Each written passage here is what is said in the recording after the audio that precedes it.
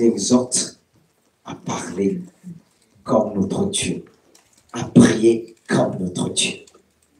Et je veux faire cette prière avec vous, cette prière d'humilité, cette prière qui touche le cœur de Dieu, car ça lui concerne. C'est cette prière que cet homme a fait, qu'on appelle Jean-Baptiste. Elle va s'afficher pour mieux voir, pour mieux la saisir. C'est Jean-Baptiste qui disait ceci: il faut qu'il croisse et que je diminue. Il faut qu'il croisse dans ma vie et que je diminue. Il faut que sa parole se multiplie dans ma vie et que je diminue. Il faut que l'esprit grandisse en moi et que la chair diminue. Il faut que l'humilité croisse en moi et que l'orgueil diminue. C'est ce que nous allons faire avant de partager ce thème. Je ne sais pas, vous êtes mis vite fait assis. Après, vous avez faim. Parfois, on peut manger debout. Restez un peu debout avec moi, on va prier. On va lui dire: oh Seigneur, je veux te faire cette prière. Il faut qu'il croisse. Il s'agit de Jésus. Plus Jésus va grandir en toi, plus l'ennemi va fuir. Plus l'ennemi va fuir loin de toi. Car Jésus-Christ l'a vaincu à la croix. Alors je t'invite à dire Alléluia. Après, tu vas développer ta prière à travers ce verset. Et nous emmène vers plusieurs raisons dans la prière. Il faut qu'il croisse. Dis-le. Croisse en moi, Père, et que je diminue. Tu connais mon orgueil. Tu connais tout de moi. Tu connais tout de ton Église. Seigneur, je veux te dire ce matin, par la puissance du Saint-Esprit, que tu croisses et que nous diminuons. Mais je te prie en personne, que tu croisses en moi et que je diminue. Parfois, Seigneur, nous faisons le contraire. Nous essayons de diminuer. Mais la première chose que nous devons faire, c'est de t'accepter, de t'accueillir, afin que tu puisses prendre toute la place en nous, dans mon esprit, dans mon âme et dans tout mon corps, dans tout mon être entier. Alléluia. Alléluia. Qu'il croisse. Dieu veut vous entendre. Ce n'est pas simplement des bouts de lèvres. Comme nous dit la Bible, déchirez votre cœur, non vos vêtements. Parfois on est là de bouts de lèvres. Alléluia, Jésus. Je ne suis pas en train de faire du théâtre. Alléluia, Jésus. Je ne suis pas un comique, je suis un serviteur de Dieu, un prédicateur de l'évangile. Je suis sincère avec vous. Il faut prier sincèrement. Parce que notre chair prend très souvent le dessus. Notre moi prend tout, souvent le dessus. La preuve, on est parfois blessé pour rien. Quand on nous dit quelque chose, on est contrarié. Tout ça, c'est à cause de l'ego. Oui, c'est possible. Mais si Jésus grandit en toi, cet homme qu'on appelait prince de la paix, il était tout. Il était amour. Et s'il grandit en toi, son amour va grandir en toi. S'il grandit en toi, son pardon va grandir en toi. S'il grandit en toi, ses compassions vont grandir en toi. Tout est en Jésus. Alléluia. Et si tu le dis, tu croises. Peut-être tu vas dire, ah, je ne suis pas ceci, je ne suis pas cela. Laisse Jésus grandir en toi et l'orgueil va s'anéantir. Laisse Jésus dans ta vie, il va s'occuper du reste. C'est pourquoi il te dit, mon enfant, tout simplement, donne-moi ton cœur et tu verras. Ah. Là encore, je n'ai pas encore développé. Mais il est bien de bien m'introduire dans la prière. Que les cœurs se disposent par le Saint-Esprit. Dispose nos cœurs. Au nom puissant de Jésus. Dispose nos cœurs, Jésus. Alléluia, Jésus. Cet homme avait compris en disant non, qu'il croisse. Que la grâce puisse grandir en moi et que la loi des hommes puisse diminuer. Que la loi diminue et que ta grâce se multiplie. Car il est dit, là où le péché a abondé, la grâce de Dieu a surabondé. La grâce de Dieu est là pour éteindre le péché. La grâce de Dieu est là pour chasser le péché dans nos vies. Si Jésus vraiment grandit en toi, tu verras la différence. Et dans ton entourage, verront la différence, ce que Jésus fait. Seigneur, fais-nous grâce. Viens, Saint-Esprit. Je veux te laisser toute la place. Oh Seigneur, que la chair n'essaye pas de parler. Que le moi n'essaye pas de parler. Je veux te laisser toute la place, Jésus. Toi qui parlais au cœur avec ton cœur. Toi qui parlais avec humilité. Même si les gens pouvaient dire, mais pour qui il se prend? Il se prend comme le Père. Mais il ne savait pas, tu venais du Père. Mais tu t'es pas fait égal au Père. Tu es venu comme un simple homme, comme un simple serviteur pour nous accorder la vie. Seigneur, nous venons à toi pour recevoir de cette vie. Glorifie ton nom. Manifeste ta grandeur et ta puissance et que ton nom soit béni. Vous pouvez reprendre place. Amen. Quelle prière. Il faut qu'il croisse et que je diminue. Parce que nous savons que c'est difficile de diminuer devant les hommes, devant Dieu. Mais si nous savons que c'est difficile, ce que nous devons faire tout simplement, laisser Jésus prendre la première place. Et comme je disais par la prière, on fait toujours le contraire. On essaie de se battre pour nous-mêmes au lieu de venir dire Jésus, aide-moi. Grandis en moi. Ça, tout simplement. Et on essaie de se débattre. Ah, pasteur, je ne suis pas prêt encore. Pour prendre le baptême, pour prendre ceci. Tu n'es pas prêt comment? Tu es avec celui qui sait nous préparer. S'il rentre en toi, il va balayer tout ce qui est mauvais. Il va déraciner. Et si tu es conscient, en lui faisant cette prière, tu vas ressentir le Saint-Esprit agir en toi. Il y a des moments qu'on dépose tout sur Dieu. Comme cette semaine, fatigué. J'ai dit, je dépose. Parce que quand on est fatigué, parfois c'est là qu'on a plus du travail pour Dieu. Et si on regarde à nous, on ne fait rien. J'ai dit, Seigneur, si je regarde à moi, j'ai pas envie de ne pas bouger. Et je demande, Seigneur, à cause de ton nom, à cause de ton nom, car tu vis en moi. C'est toi qui me donnes le vouloir et le faire. Amen. Et celui qui va nous aider à réaliser les paroles de ce verset. Mais pour cela, on va le lire. Il est sorti de Jean, chapitre 3. Car nous savons tous, Jean est appelé, l'évangile de Jean est appelé l'évangile de profondeur. Ce qui nous montre l'apôtre Jean était vraiment profond. C'est lui qui avait posé sa tête sur Jésus en disant « Est-ce moi, Jésus ?» Il s'était vraiment examiné devant son roi. Il a laissé Jésus venir en lui. Il s'approchait de Jésus. Il a posé sa tête sur sa poitrine pour entendre le battement du cœur de son Seigneur. Et il a pu discerner le Seigneur était triste à cause de Judas. Mais il s'approchait quand même. Et je souhaite que ce message puisse t'attirer vers Jésus, non vers le prédicateur. Je suis qu'un instrument que Dieu utilise. Et je le fais parfois les mêmes prières que vous lui faites en disant « Croisse en moi, dans ma vie de tous les jours. » Et avant de venir vers vous, c'est ce que je dis à mon Dieu. Aide-moi ce matin. Aide-moi. Mais soyez attentifs. On va lire à partir de verset 22. Il est dit après cela, Jésus, accompagné de ses disciples, se rendit dans la terre de Judée.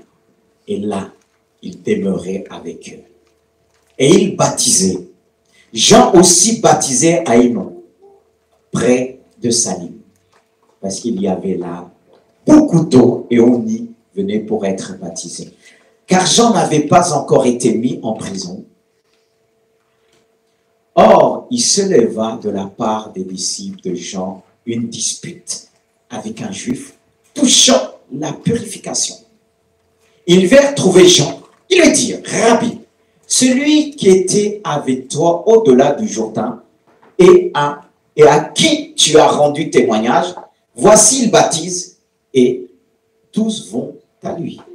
Jean répondit, un homme ne peut recevoir que ce qui lui a été donné du ciel.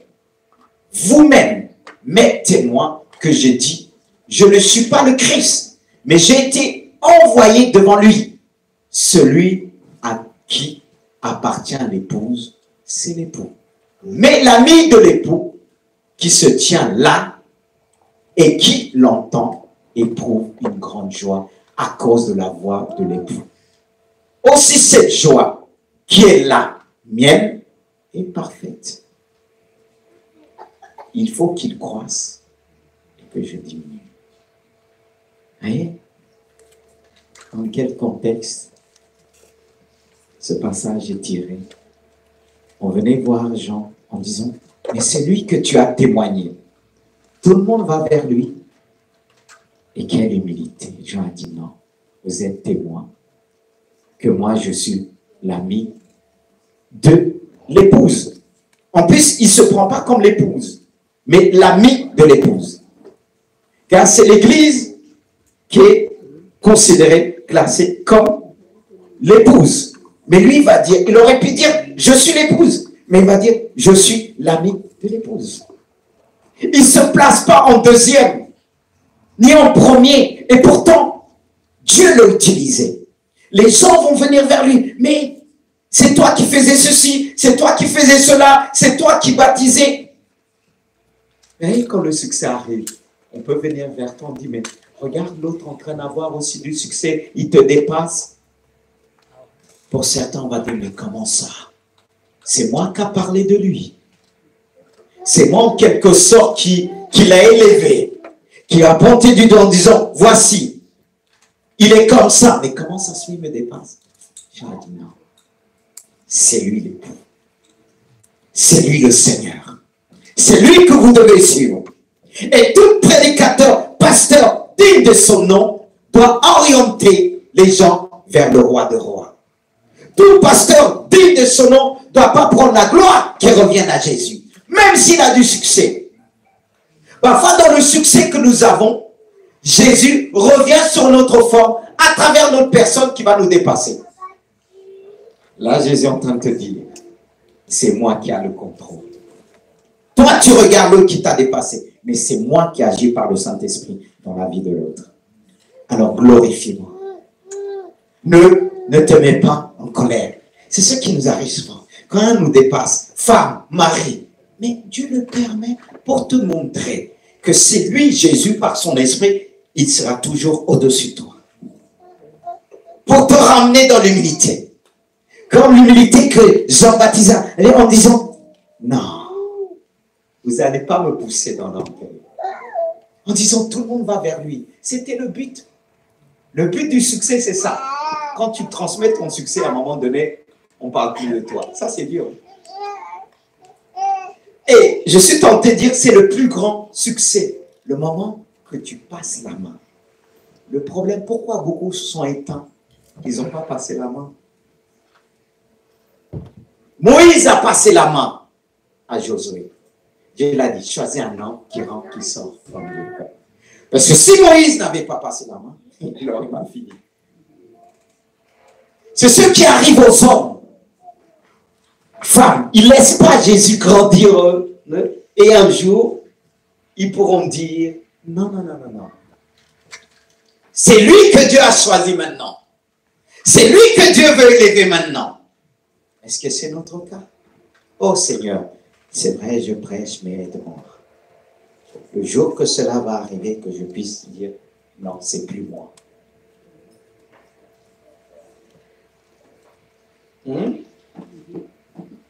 Parce qu'il y a des gens qui me diront, je suis toujours là.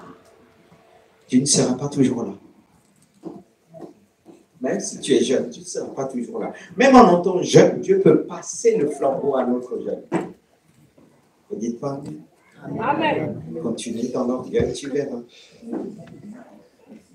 Dieu fait ce qu'il veut. Il se peut que tu ne vas pas achever ta course. Dieu va te faire comme Élisée. Comme Élie a commencé à dire, je ne suis pas meilleur que mes pères. Mais est-ce que Dieu l'a appelé est toujours même niveau que ses pères? Non. Ça, ce n'est pas l'humilité de dire, ah non, non, non, non. Dieu ne lui demande pas de dire, je suis meilleur. Mais il l'a appelé à grandir spirituellement, de prendre de la hauteur spirituellement. Frères et sœurs, ce qui nous donne de la hauteur, c'est l'humilité. Comme il est dit, Dieu fait grâce aux hommes, mais il abaisse les orgueilleux. Mais l'humilité, tu prends de la hauteur. Il te place sur une montagne très élevée. Ah, aujourd'hui, ce qui a éteint plusieurs ministères, c'est normal. Ça ne veut pas dire qu'on voit, ouais, il y a du monde, mais il se peut que le ministère est déjà éteint. Mais Dieu peut utiliser le ministère pour la gloire de son nom. Mais toi, personnellement, tu es éteint. Oh Dieu, aide-nous. Vous savez, ce que je dis, je m'efforce. C'est ce que je demande à Dieu. De me donner la clé du succès. Quand je dis le succès, ce n'est pas le succès pour le succès qui va pouvoir transmettre à d'autres. Comme il disait, Paul disait à Timothée, choisis aussi d'autres, des hommes qui sont capables de transmettre. Il y a toujours une transmission. Et quelqu'un qui a quelque chose, qu'il est riche, comme dans le monde, il y en a qui vont chercher les richesses manaki, diaboliques. Ils livrent leurs enfants, mais plus tard, ils ont quoi? Or, ta richesse est censée de continuer. Tu sais très bien, tu es mortel. Mais comment ça va continuer? Par tes enfants. Si ça ne continue pas par tes enfants, malheureux que tu es. Mais comment le diable trompe, arrive à tromper, dit, mais dans ta vie, tu vas être riche et tu livres tes enfants. Ça, c'est quelle richesse, ça?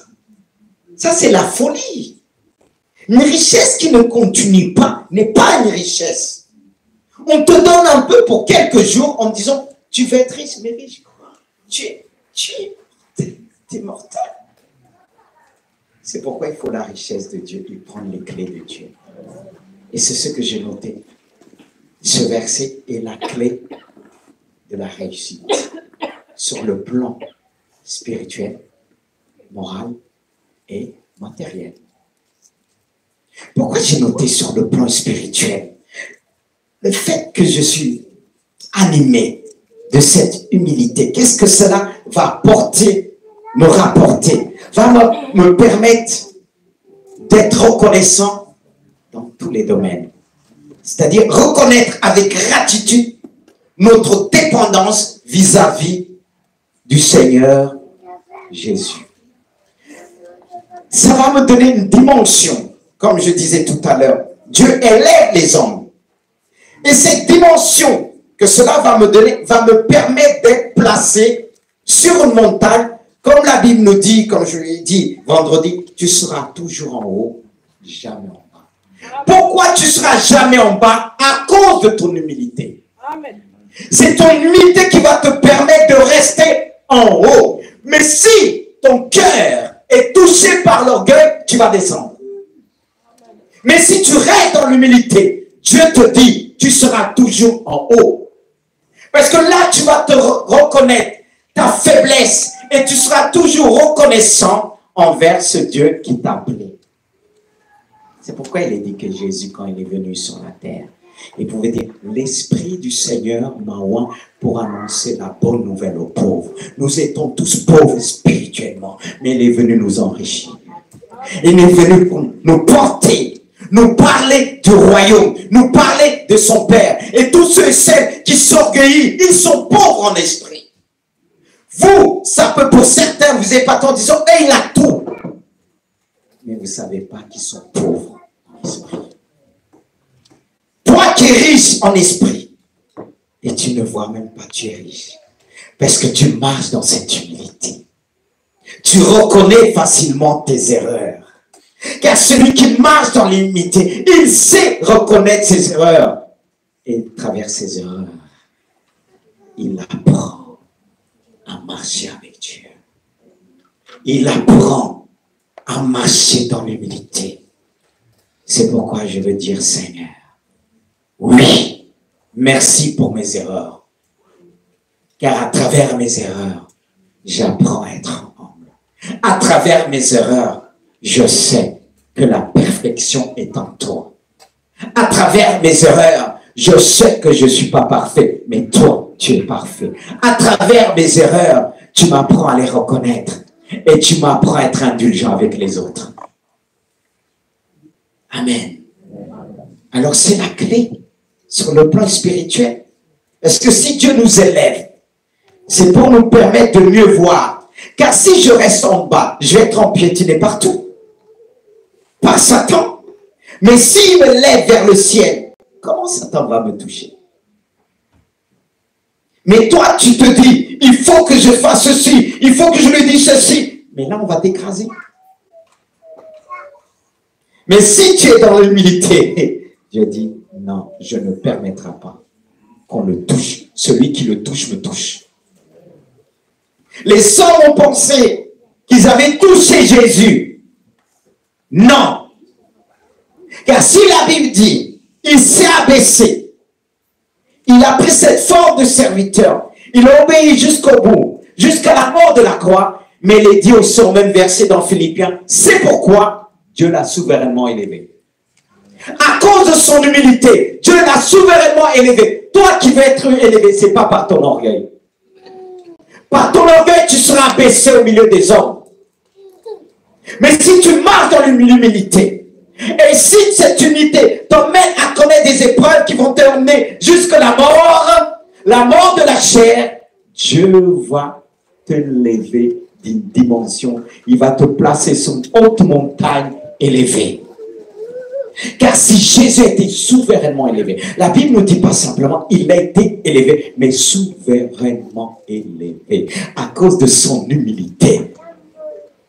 Qui a fait comme lui sur ce plan-là, dans ce domaine, attitude de cœur?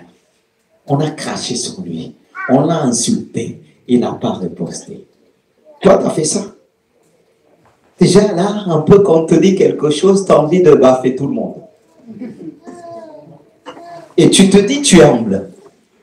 On devrait avoir une école de l'humilité. Mais il est dit que Jésus, il a appris l'obéissance par des choses qu'il a souffert. Il a appris l'humilité par la souffrance. Et toi, tu vas apprendre. Avec Dieu, c'est une école incontournable. Que tu le dis non, que tu le dis oui, tu vas y passer. Alors mieux dire oui, comme ça là, le fait que tu acceptes, ça va mieux passer. Mais quand tu dis non, tu as l'impression qu'il te force. Il ne te force pas. La vie d'aujourd'hui, tu es obligé d'y passer. C'est pas vrai? Les épreuves là, même si on les cherche, il vient frapper, tu peux m'ouvrir la porte, je vais juste rentrer un petit peu. Mais c'est pas un petit peu. C'est la vie. C'est pour ça qu'on vous parle, non, c'est la vie. Ce que nous, on n'a pas pu enseigner. Jésus même, il ne va pas tout enseigner. Il va te laisser avec la vie. Mais c'est vrai. C'est ce qu'il fait avec ses serviteurs. Quand on dit non, non, non, non, non, est-ce que Dieu va dire ses bras de fer? Non. Il reste silencieux, mais quand boum, tu te ramasses, tu dis Dieu, t'es où? Et il est tout près de toi, même il est en toi, mais les douleurs, il ne le reçoit pas, c'est toi qui le reçois. Il est capable de ne pas recevoir, il peut être triste, mais il est en toi, tu penses qu'il est en toi, il va avoir comme dit, ah Seigneur, si je pleure, tu pleures aussi. Dieu ne pleure pas toujours. Hein. Non, on le dit, cette prière dit, quand la Bible dit, quand l'homme crie, l'Éternel entend et le délivre de toute détresse. On dit, oui, si tu pleures, tu souffres, il souffre avec toi. Non, non, non, non. Moi, si tu cherches ta souffrance là, je ne vais pas souffrir avec toi. Non. Il y a des choses que Dieu nous demande de porter. Ça ne veut pas dire je suis pasteur, je dois porter tout. Non. Et encore ce que je porte, je viens, je dis Jésus, s'il te plaît, tu m'as dit de déposer. Je vais déposer. Parce que sinon, moi, je vais exploser. Ah oui, surtout dans l'église. On porte le foyer, on porte l'église. Mais quand je dis je porte, bon, spirituellement, mais j'ai Jésus. Parce que sinon, vous m'aurez trouvé là. Et quand vous disiez, vous là, vous souffrez là, vous êtes en position de responsabilité de l'église. Je n'essaye pas de minimiser ce que vous faites. Hein. Mais quand Dieu nous appelle là, il nous fait passer dans l'école. Parce que si on ne passe pas dans l'école, vous pensez qu'on va supporter? L'école de Dieu, c'est incontournable. C'est pour ça, souvent, il y a des amis, quand ils disent, mais toi, quand on vient de te voir, on ne te pas un problème, tu souris d'abord. Non, c'est pas que je me moque. Mais après, il me dit, mais tu nous donnes la solution, parce que c'est lui qui donne la solution. Quelque part, j'ai dit, ben, ça, c'est l'école de Dieu. C'est ce qui nous forge. Comme dit ce passage, pour qu'une femme, comme on dit, j'essaie de me rappeler, devienne mère, c'est bien ça. Il faut qu'elle persévère dans l'amour, dans la sanctification et quoi encore? Dans la sainteté, il dit, dans l'amour, dans la sainteté et dans, je ne sais plus si la sagesse. Mais il faut que même nous les hommes, qui disent hommes, il faut qu'on devienne des pères. Ça ne veut pas dire que tu es un homme, tu es un père. Ça ne veut pas dire que tu es une femme, tu es mère. Mais pour devenir une mère, il y a des épreuves. Hein. Si je dois prendre les choses dans le sens propre, je dirais l'accouchement.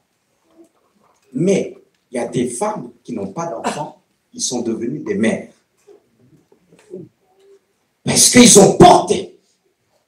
C'est plus des mères que des femmes qui ont eu des enfants. Parce qu'il y a des mères, enfants, bébés même, je dirais, excusez-moi du terme même, il y a des hommes bébés. Hein. Il y a une personne, on est tous passés par cette phase-là. Alors, il ne faut pas m'en vouloir. Bénissez-moi. Bénissez-moi dans votre cœur. Allez, bénissez. Bénissez, bénissez, bénissez, bénissez. Alléluia. Là, je peux continuer. Mais, vous savez, dans cette société d'aujourd'hui, les bébés ont fait des bébés. Et les bébés encore vont faire des bébés. Et ça continue comme ça. Il n'y a pas un moment où un bébé va sortir et dire « Je suis une femme, je suis... » Non. Une mère. Et un autre bébé va dire « Je suis devenu un père. » Tous les problèmes d'aujourd'hui. Et parfois, c'est les bébés, enfants qui veulent devenir des pères commandés dans le foyer. Quel monde! Mais c'est là qu'on a besoin de grandir dans l'humilité. Et communiquer l'humilité. Transmettre l'humilité. Car le meilleur don qu'on peut donner à quelqu'un, c'est de rester humble. Parce que la Bible dit, le diable rentre comme un lion pour voir qui va dévorer. Le diable, quand il commence, il va dire, ah, ça sent l'orgueil là-bas, je viens.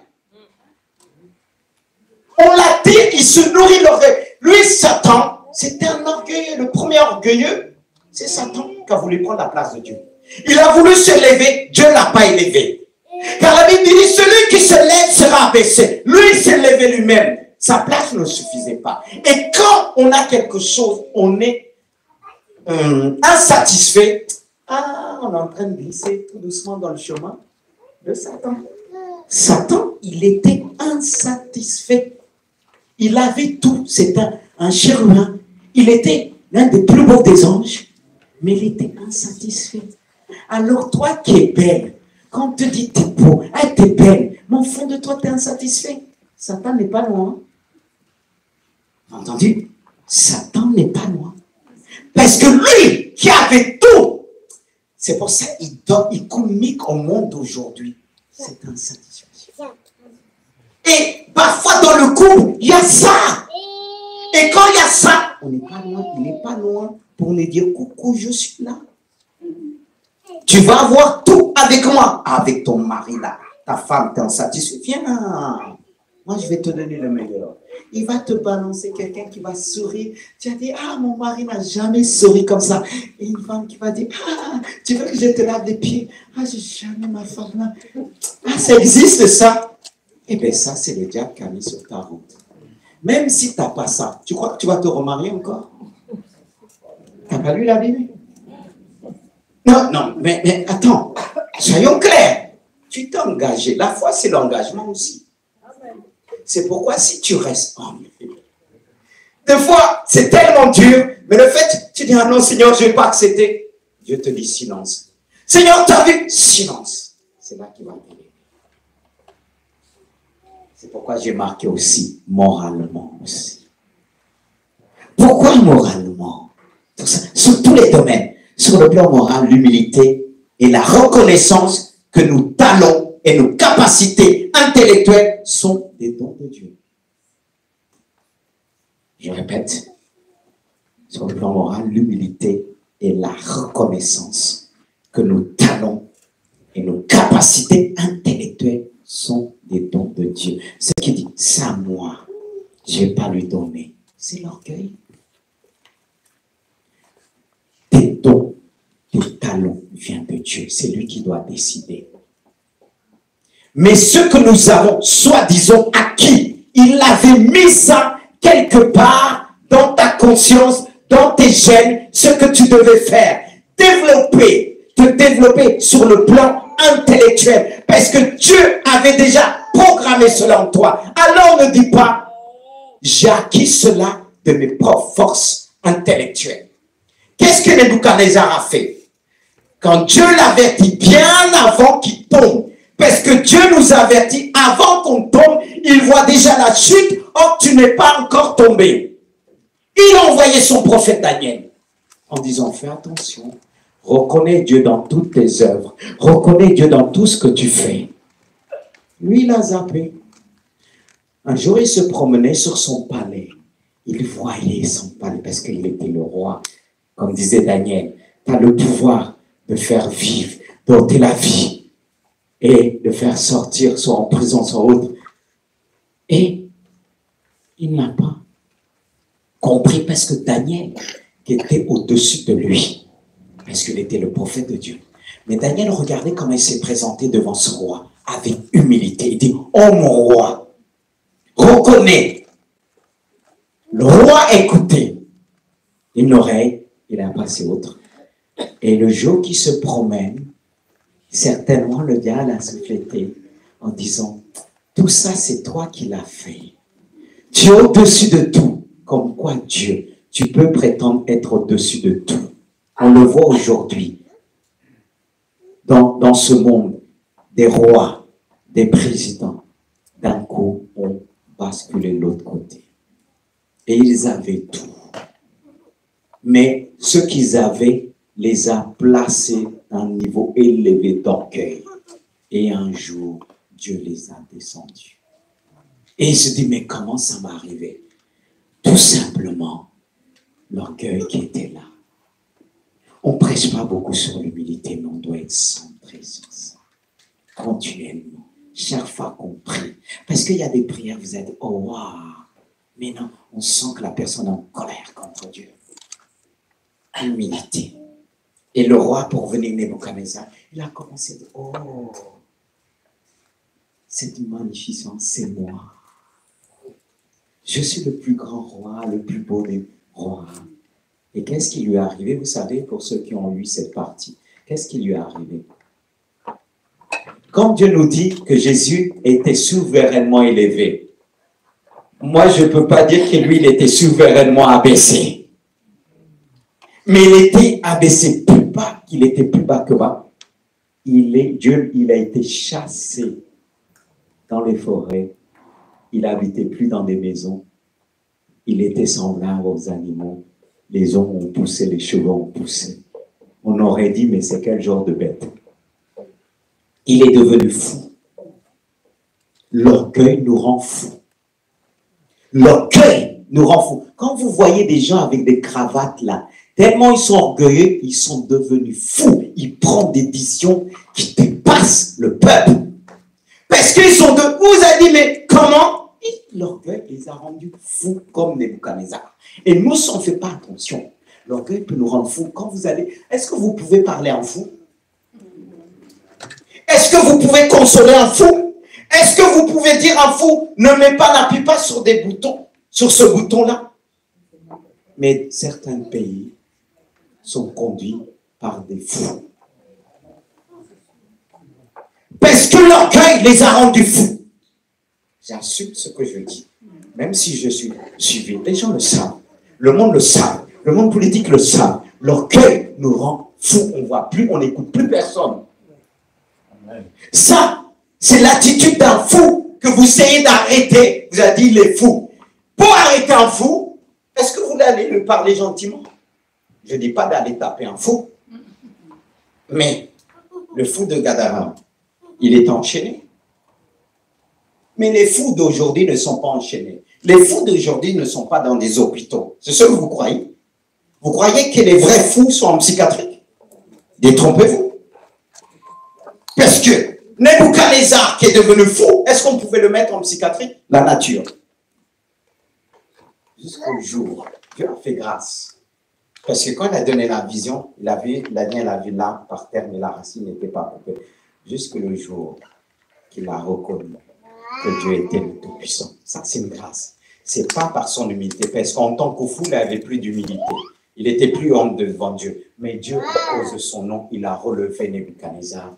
Il a pu élever Dieu en disant, tout vient de Dieu. Je reconnais qu'il est au-dessus de tout. C'est ça l'humilité. Quand on reconnaît, il y a une force qui est au-dessus de nous. Mais le jour qu'on croit qu'on est plus fort que les autres, qu'il n'y a que nous, non, tu deviens le fils de Satan. Je ne vais pas te dire que tu deviens son ami. Il devient ton père. Parce qu'il est le père de l'orgueil. C'est là qu'on doit veiller. C'est pas facile de se maintenir dans l'humilité, surtout quand tout va bien. Quand tout le monde vient te dire tu es la plus belle. Surtout quand tu commences à voir. Même les gens qui ne te regardaient pas, là, ils vont s'arrêter. Ils vont dire, ah oui, c'est toi qu'on appelle. Ah, on m'a parlé de toi, mais moi j'ai vu. Or qu'il n'a rien vu, il a juste entendu.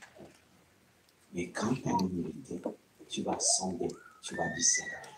Qu'est-ce qui fait aujourd'hui? On ne discerne plus, c'est l'orgueil. Alors, si tu as cette humilité sur le plan moral, tu vas reconnaître que ce que tu as, qu'aujourd'hui Dieu se sert de ça pour toucher. Si tu es comptable, si tu es avocat, si tu es juge, Dieu a permis que tu le sois. Mais aujourd'hui, le problème des chrétiens, ceux qu'ils sont, on dira qu'on va les voler, ils cachent. Si c'est à Dieu, qui va te voler vraiment? Si tu le donnes à Dieu, qui va te voler? On croit qu'on a des petites richesses. Parce que le plus riche, c'est Jésus, qui nous a enrichis. C'est pourquoi moi, je ne me laisse pas impressionner par qui que ce soit. C'est bien tout ça. Parce que moi, je suis riche. Même mes richesses, il n'y a pas un compte qui peut contenir mes richesses parce qu'elles sont en haut. Non! Il ne peut pas avoir un gestionnaire ici-bas pour pouvoir... Demande à Dieu de te montrer la maison qu'il a pour toi. Là, tu vas réaliser que cette maison ne peut pas être construite sur la terre, avec les matériaux de la terre. Et comme Dieu te montre ça, les gens vont dire, lui, il n'a rien. Et à un moment donné, Dieu va dire, j'ai montré aussi, je peux faire un transfert. Pas un transfert total. Parce que si le transfert total, je préfère que là-haut soit meilleur. Je ne dis pas qu'avoir rien sur la terre, mais si tu fais un transfert, fais juste ce que je vais pouvoir vivre, terminer mon ministère. Parce que quand on monte des tonnes de voitures, tonnes de maisons, ça, c'est pourquoi. S'il y a des choses que je ne montre pas, c'est pas parce que je veux cacher, mais il faut mettre à la disposition les autres. C'est ça. C'est ça. Mais si Dieu te bénit intellectuellement, je ne dis pas de crier sonner la tempête, mais c'est pour Dieu. C'est pour Dieu. Dis que c'est pour Dieu.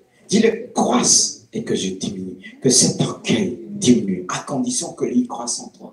L'humilité, tu vas dire, Seigneur, tu m'as donné l'intelligence. Parce que regardez, Daniel et ses compagnons, ils étaient des Juifs que Dieu a rendus capables d'interpréter beaucoup de choses, spirituellement, moralement et matériellement. Vous avez une intelligence. Vous savez, les plus grandes découvertes, parfois sont restées par des chrétiens. Mais l'histoire, on met les choses à côté. On ne veut pas les sortir. Mais c'était des hommes et des femmes que Dieu avait inspirés. Ils étaient conscients. Ce qu'ils avaient, c'était pour Dieu. Mais est-ce que c'est notre cas? Honnêtement, il y a des choses qu'on a acquis intellectuellement. Dans le monde du travail, on est bien placé.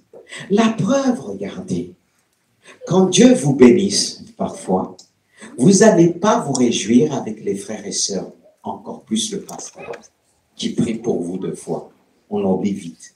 Ça montre quand même quelque part qu'on s'attribue les choses intellectuellement. Mais regardez un ministère. Un ministère dont pasteur, prophète, ou apôtre, évangéliste, docteur se développe au milieu de son église. Un ministère ne peut pas se développer sans l'église, ni l'église sans le ministère. Ceux qui disent qu'ils restent à la maison, ils regardent la télé, c'est bien. Mais tu ne vois pas le don se manifeste, venir te voir. Il y a des choses qui sont bien, ça peut nous faire du bien, mais pas en continu. C'est là qu'on a besoin de la grâce de Dieu. Troisièmement, pourquoi j'ai un peu souligné matériellement? C'est un peu ça. Matériellement, on dit toujours ça, moi. Je me suis battu. J'ai travaillé dur. Mais demain, tu vas laisser ça. Qu'est-ce que Salomon, dans Ecclésiaste, pouvait dire? À quoi sert un homme d'amasser? Le plus dur, il amasse. Et un jour, il va laisser un autre de en jouir. Parfois, ce n'est même pas les enfants qui vont jouer. Regardez parfois des gens qui ont construit des rois, des présidents dans des pays. Le jour qu'ils sont partis, ce n'est même pas les enfants qui ont hérité. Ces choses-là sont parfois saisies. Mais quand tu es roi, ce n'est pas saisi encore. Hein? Tu fais vivre tout le monde. Mais quand tu n'es plus le roi, même tes enfants, après on va te dire ils sont bagarrés. Non, non, non, non. On met la division pour pouvoir les saisir. Non. Les choses sans Dieu ne ont aucune valeur. C'est Dieu qui nous aide à gérer matériellement, mes frères et sœurs. C'est pourquoi, lorsque Dieu nous bénit matériellement, on met très souvent les choses au profit de l'Église. L'Église, quand je parle des êtres humains. Quand je dis l'Église, je ne dis pas automatiquement le pasteur. Non, non, non, non, non. Non, non, non. Dieu, Pharaon, veut bénir le pasteur. Que ce soit clair. Qu'est-ce qu'il faisait dans les Actes des Apôtres? Il est dit qu'il mettait tout en commun. Et spirituellement, Dieu ne nous demande pas de mettre en commun comme Actes des Apôtres, mais mettre en disposition. C'est-à-dire ce que tu as acquis intellectuellement. Il y en a qui vient, qui nous dit, pasteur, je fais ça dans ma vie. S'il y a quelqu'un qui a un problème, je suis là, je peux me rendre disponible. Comme on a vu certains créer des associations au milieu des pauvres, quelqu'un assistant social, va dire, voilà, infirmière, mettre en discussion l'Église. C'est-à-dire, on regroupe ce qu'on a et on devient fort. L'Église a tout, on vient de partout. Mais le problème, on a laissé le diable nous mentir en disant, oh, il y a des jaloux partout. Mais si ton bien appartient à Dieu, parce que même ton bien là, que tu dis c'est à toi, c'est Dieu qui te l'a accordé. Et le fait que tu peux t'approprier la chose, mais t'approprier la chose comme si elle appartient à personne, pour moi c'est comme du vol. Parce que tout est à Dieu. C'est comme on t'a donné un héritage. Et dans cet héritage, il y a d'autres qui doivent hériter. Mais toi, tu fais d'un héritage personnel. C'est comme au milieu d'une fratrie. Quelqu'un, ils ont tous un héritage. Le plus grand, le deuxième, le troisième disait, c'est moi. Il s'accapare de tout. C'est vrai qu'il a droit. Mais on ne lui demande pas de s'accaparer de tout. Quand il s'accapare de tout, il devient un voleur. Et pour les autres? Et si toi, que Dieu t'a donné matériellement un héritage, c'est que pour d'autres puissent hériter de cet héritage. Ça ne veut pas dire que tu ne vas pas en jouir. Mais le fait que tu dis, sers-moi seul, tu deviens un voleur. Parce que Dieu ne t'a pas donné pour que tu t'accapares des choses tout seul. On ne sait pas que beaucoup dans l'église sont devenus des voleurs. C'est dur, mais si tu comprends les choses spirituelles, spirituellement, si tu analyses bien les choses dans la Bible, tu sauras que tu es devenu un voleur. Parce qu'il est dit qu'ils apportaient tous en commun et ils détruisent selon les besoins de chacun. Vous suivez? Mais Dieu ne va pas nous demander textuellement de faire la même chose pour apporter, parce que où mettre toutes ces choses-là? On ne peut pas. Parce que même quand tu commences à mettre, ils vont demander d'où ça vient, tralala, surtout au niveau de l'église, la cultualité. Ne vous inquiétez pas, l'État a le regard sur nous. Aujourd'hui, il faut être reconnu en cultualité. Avant, les statuts suffisaient. Mais aujourd'hui, c'est valable 5 ans. Et si on peut te coincer, si tu as des aides, on va coincer comme on nous a coincé au départ pour, comment on appelle ça, le machin là, blanc là. C'est derrière que vous mettez votre carte bleue, excusez-moi si le nom m'échappe et tout ça. Là, on nous a bloqués. Voilà. Parce qu'il dit, il faut attendre la cultualité et tout ça. Ils sont fatigués. Voilà. Et ça jouait au niveau des paiements. Et on était patient. On a pris, vous voyez, on vit dans un monde qui n'est pas facile. C'est pour ça qu'ici en France, vous inquiétez pas, ceux qui disent oui, ça va dans la poche de nous. Non, non, non, non. Et je bénis Dieu aussi quelque part. Toute chose concourt au bien de ceux qui aiment Dieu. Dieu permet qu'on ait un conseil qui gère ça. Ce n'est pas le pasteur qui gère ça, même si je suis président de l'association. Ça me permet de rester humble. Que Dieu puisse agir lui-même, frères et sœurs. Mais revenons dans ça. Le fait qu'on apporte, on n'apporte pas comme avant des trucs matériels, on apprend plus financièrement. Et quand il y a une association culturelle, on apprend matériellement. Mais c'est pour le bien de l'Église. C'est comme si on rassemble. Il y a 5% ou 10% de ce qu'on a que Dieu prend pour rassembler, pour bénir. Et c'est là que lorsque un cœur est touché, écoutez bien, un cœur qui est humble, vraiment, il va se préoccuper ce que l'autre mange. Parce que c'est pour ça que la Bible dit, partage ton pain avec celui qui a faim. C'est biblique, hein? Mais est-ce que quand on a quelque chose sur notre assiette, on pense à l'autre? L'humilité nous pousse vers quelle direction? L'humilité nous pousse, j'ai vu le frère, il vient avec toujours la même chemise. C'est pas pour se moquer, parce que toi, si tu vas pas te poser des questions. S'il a un problème, tu vas commencer à critiquer. C'est pas normal. Lui, il va pas avoir une femme. Hein. Il va pas se marier. Alors, la fille qui fait la même chose, tu vas dire, elle va pas se marier, mais toujours la même chose. Mais qui te dit si elle a que ça?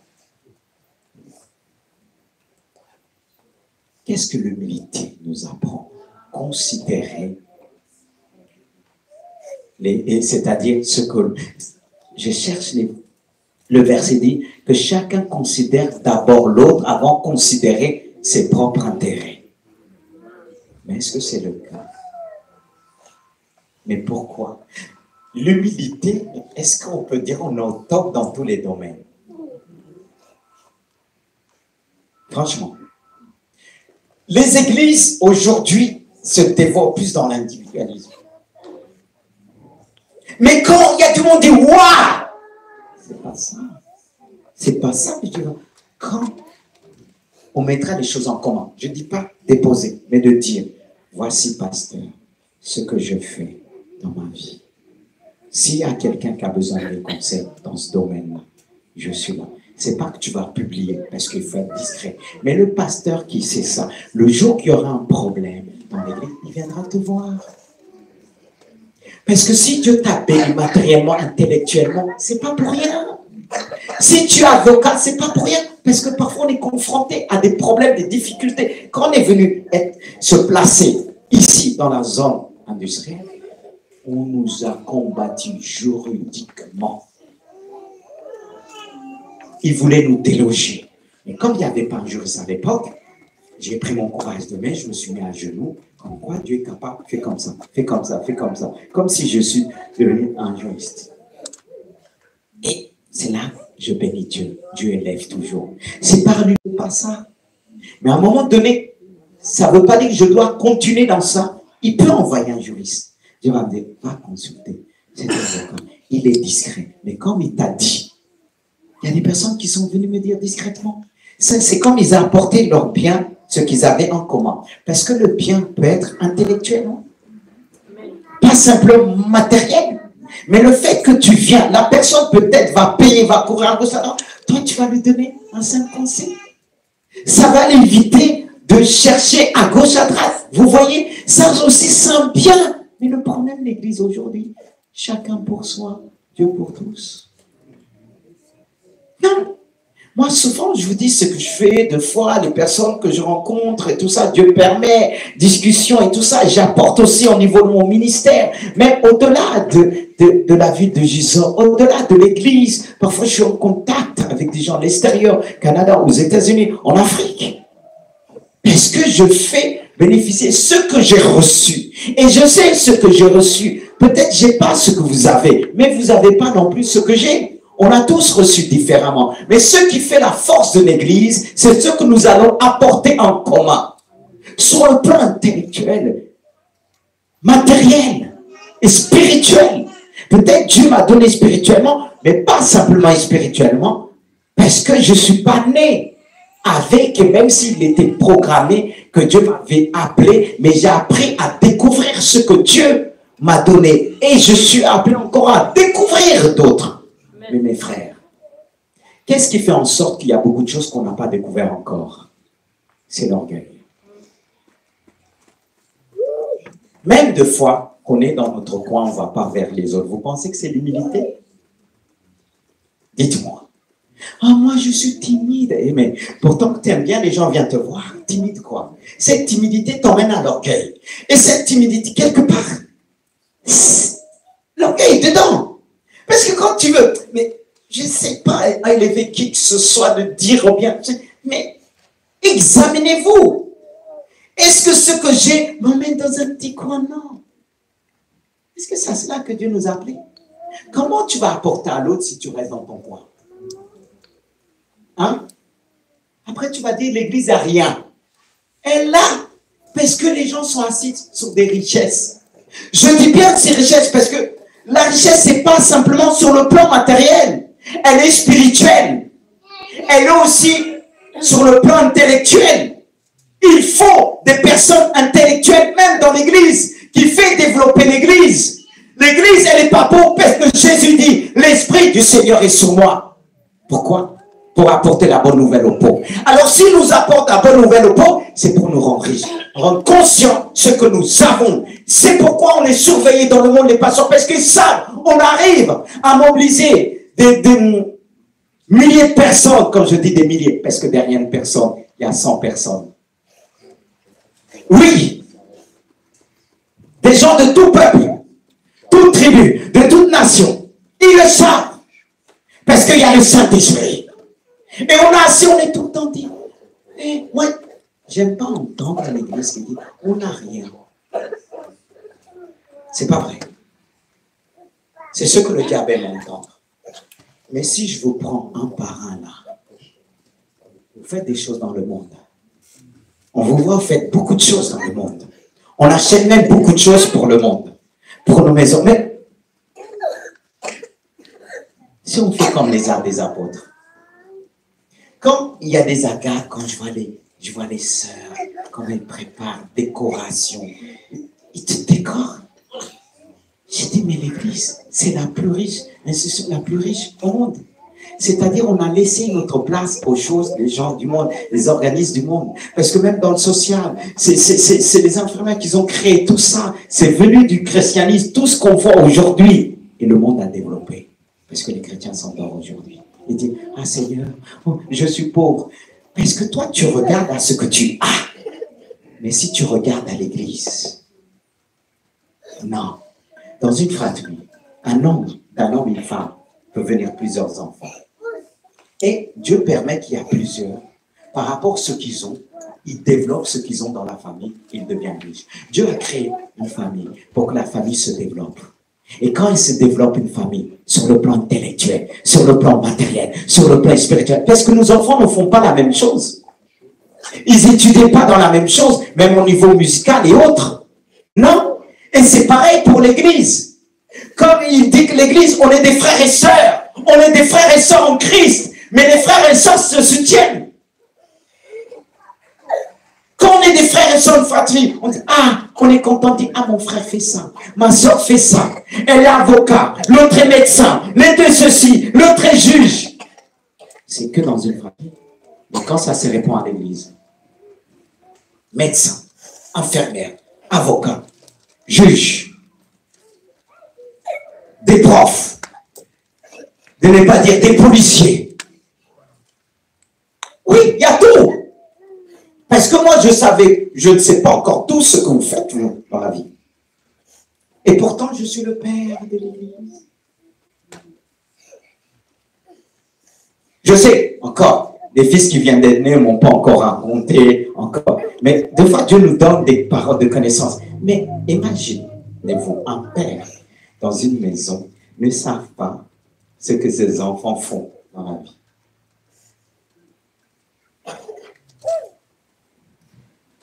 Est-ce qu'on ne va pas dire le père là, il ne s'occupe même pas de ses enfants?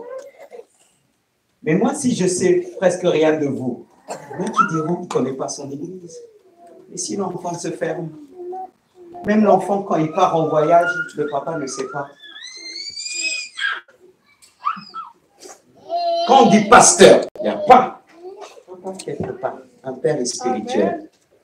Mais si vous m'appelez pasteur, quand le père est spirituel, un père, il est dans la maison, l'enfant sort, il ne sait même pas. S'il lui arrive quelque chose, on va demander au père, regardez, en tant que pasteur, il y a des choses qui s'est passées dans la vie des gens, au niveau juridiquement et autres.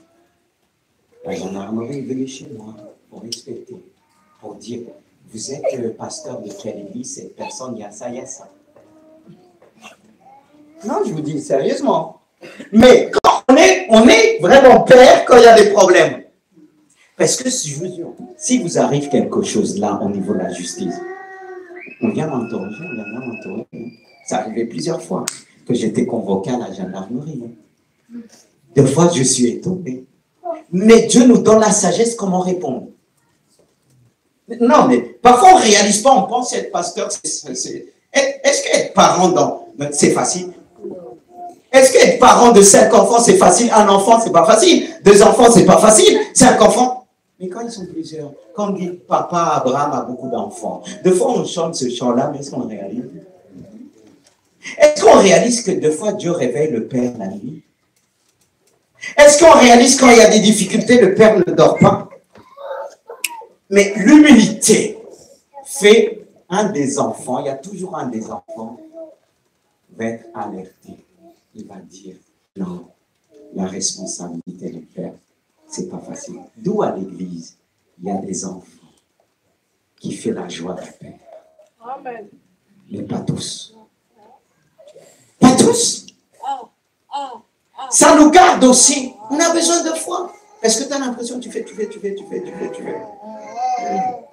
le monde vient y prendre. Quand on parle de l'humilité, vous savez, l'humilité nous ouvre les yeux.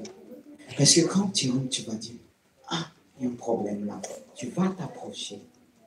Mais on est dans une société, enfin dans le monde, on ne s'occupe pas. On ne va pas savoir comment l'un mange, comment l'un s'il vit. Chacun pour soi. Demandons l'humilité. Qu'il croise, je diminue, parce que si Jésus grandit en toi, il va te montrer tout ça. Quand Dieu nous parle d'une manière avec humilité, c'est là qu'on réalise. On croit qu'on est arrivé parce qu'on est béni matériellement. C'est le jour que tu vas comprendre ce que Dieu t'a donné. C'est pas que pour toi.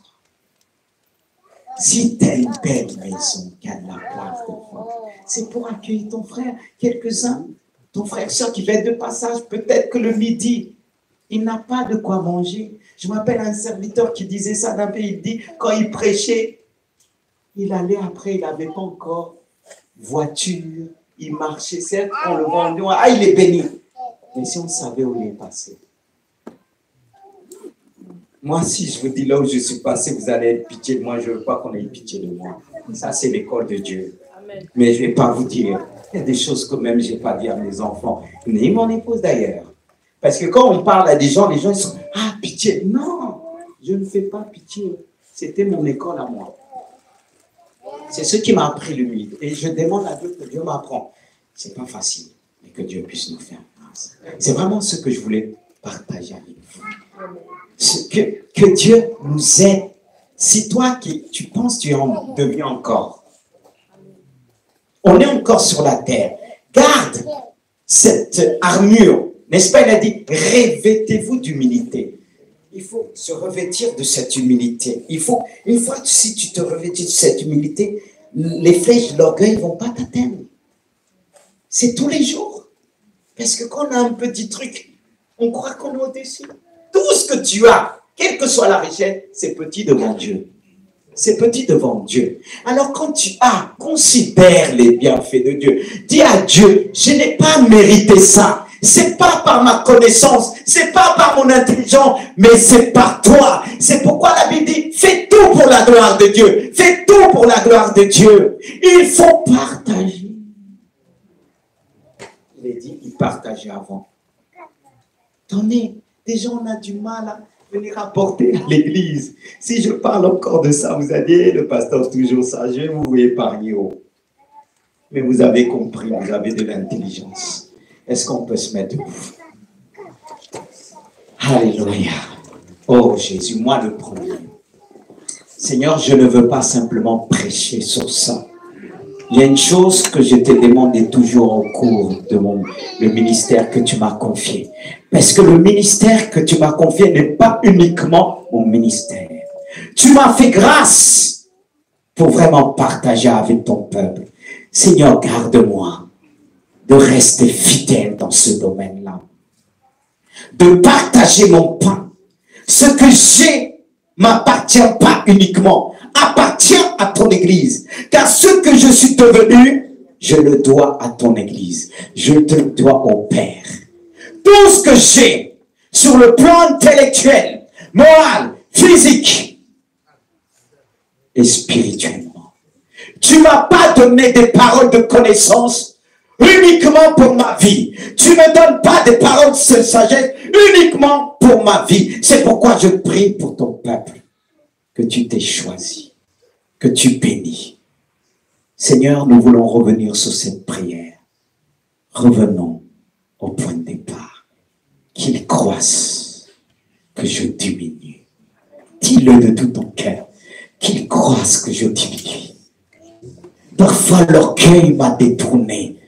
Parfois, je me suis laissé détourner par mon orgueil, qui n'a jamais eu d'orgueil dans son cœur, à cause de ce qu'il a, à cause du mari qu'il a eu, ou de la femme qu'il a eu en disant, oh, j'ai la meilleure femme, j'ai le meilleur mari. C'est une grâce. La Bible dit, celui qui trouve une femme, un homme, c'est une grâce de Dieu. Les enfants, c'est une grâce de Dieu. Les enfants, c'est Dieu qui te les a accordés. Il a permis que tu sois fécond. Il a permis que tu puisses engendrer. Oh Dieu, tout vient de toi. Pardonne-nous.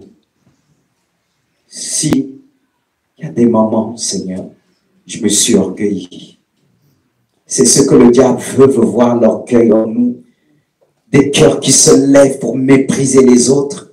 Des hommes qui se lèvent, les hommes qui méprisent les femmes qui méprisent les hommes, les enfants qui méprisent les parents qui méprisent aussi. Seigneur, garde-nous. Ne méprise personne. C'est un signe d'orgueil.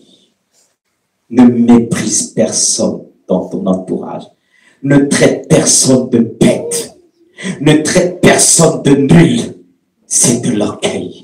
Ça commence très tôt. Ça commence dans les cœurs des enfants qui se méprisent, qui disent des paroles dures. Et parfois nous disons, c'est des enfants, il faut les reprendre. L'humilité reprendre. L'humilité élève. C'est pourquoi la Bible nous dit de châtir, afin que nos enfants puissent puissent revenir dans l'humilité, afin que nous-mêmes, nous puissions revenir dans l'humilité. Seigneur, pardonne-nous. Pardonne-nous. Seigneur, je prie pour cette église, y compris-moi, que nous puissions marcher dans l'humilité. Tu veux bénir, tu as béni cette église, mais tu veux la bénir d'une manière visible. Alors Seigneur, garde nos cœurs. Garde nos pensées. Que Dieu te délivre de tes pensées. Tu viens là, c'est comme tu as quelque chose contre moi à cause de la parole que j'annonce. Mais si tu gardes cela, va t'emmener à ton orgueil, à mépriser les hommes de Dieu. Il y a des hommes aussi qui dépouillent l'église. Celui qui dépouille l'église la méprise. Il ne reconnaît pas la main de Dieu en elle. Seigneur, garde-nous de cela. Et garde-nous ceux et celles qui méprisent tes hommes que tu as loin, que tu as choisis à cause des scandales. Et ce que nous devons faire, prier pour ceux qui sont tombés. Seigneur, nous prions pour tous ceux et celles qui sont tombés à cause de l'orgueil. Seigneur, quand tu entends l'église qui te prie, tu leur fais grâce. Tu fais grâce à travers la prière de celle-ci, de ton épouse. Quand une épouse intercède, quand une épouse te prie de tout leur cœur, tu arrêtes le péché. Tu arrêtes la condamnation.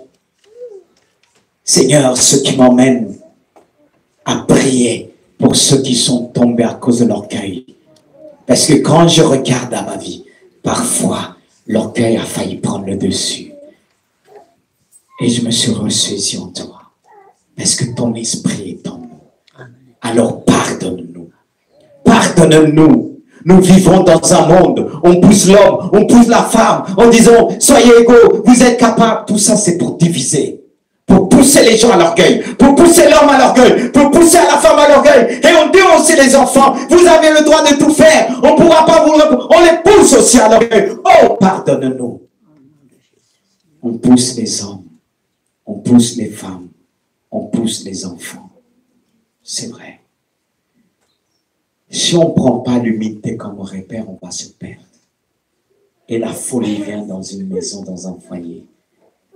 Parce qu'on pousse la division en disant, la femme, l'homme, vous avez le droit, tout ça, les rôles sont inversés. Ça, c'est l'orgueil qui pousse les gens à tomber dedans. C'est ce que le diable veut. Et ceux qui servent Satan, il met une dose d'orgueil. C'est pourquoi je prie, prions ensemble, que Dieu puisse enlever tout orgueil dans ce lieu, tout orgueil dans ce lieu, tout orgueil dans les cœurs, que Dieu te libère.